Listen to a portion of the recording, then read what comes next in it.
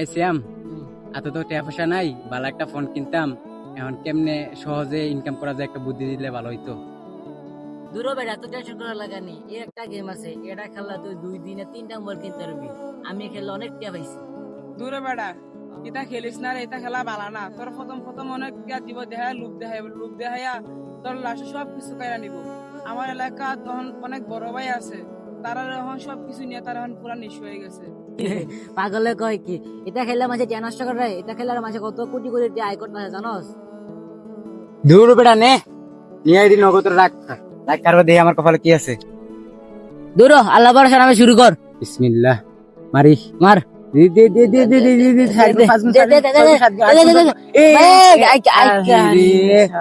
এই শ্যাম, তোর কথা শুই না এখন আমার এতটা নষ্ট।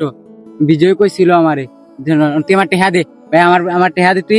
আমি টাকা করতে পারতাম, আমার তুই আমার টেহা দে, আমি তুই আমার টেহা দে, উঠ উঠ, তুই আমার টেহা বার কর। আমি টাকা পাইতাম। আমি এই খেলাটা বুঝি না, তুই আমার কে লাগি আমার বিকাশ টেহা হারাই আমার ইয়ে করবি। তোমার কইছে তুমি টাকা করে টাকা করে দিলাইছো। তুই আমার টেহা দে, তুই আমার টেহা দে। আমার বিজয় না করছিল। না না, আমি টাকা দিতে ভাই মনে করো আমরা লগে তিনজন আছি, তিনজনতে একজন কইছে এই খেলাটা ভালো না, এই খেলাটা খেলিস না যেমন বিজয়। এখন ভাই এই যে খেলাটা আমি বুঝি না, আমার টেহা বড়াইছে প্রায় 1800 টাকার মতো বড়াইয়া এই টেহাটা বিমান দি বুঝা যায় পাইতে মেটার সেটা কিটা এ ভাই আমি যেটা বুঝি না কি এর বিমান কি কি হ্যাঁ আমার কাছে এমনি এমনি কর এই 5 গুণ 10 গুণ আরে বাপ রে বাপ সিয়াম ভাই কিও ভাই তাই না, আমার কইছে হ্যাঁ ইয়া পরিশ্রম ছাড়া কেমনে ইনকাম করা যায়। কারণ আমি তো এই ফোন দেয়া দিছি অন তাই না। পরিশ্রম টেহা মানে টেহা মানে তোমরা লাগি থুয়া রাখছ মানছে। হ্যাঁ আচ্ছা ঠিক আছে, তোমরা বহ না বহ দুটা কথা কই তোমরা বহ বুঝনি। আচ্ছা তোমরা মনে অনলাইন জুয়া খেলছো?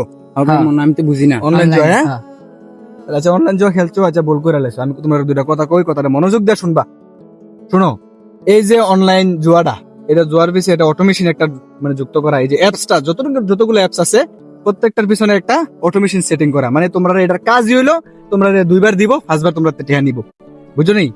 আর এই তোমরা অল্প বয়সে বড় লোক আর যে চিন্তা ভাবনাটা, এটা হলো তারা সবচেয়ে বড় ব্যবসা। মানে অল্প বয়সে বড় লোক আর যে লোভটা তোমরা মনের ভিতরে আছে না, এটা হলো সবচেয়ে বড় ব্যবসা। কথাটা বুঝছো?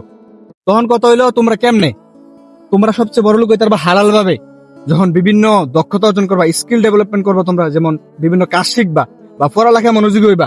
পড়ালেখা মনোযোগী হলে ভালো রেজাল্ট করলে ভালো ভার্সিটির চান্স হবে, ভার্সিটিতে পারবে বড় বড় চাকরি তোমরা করতে পারবা।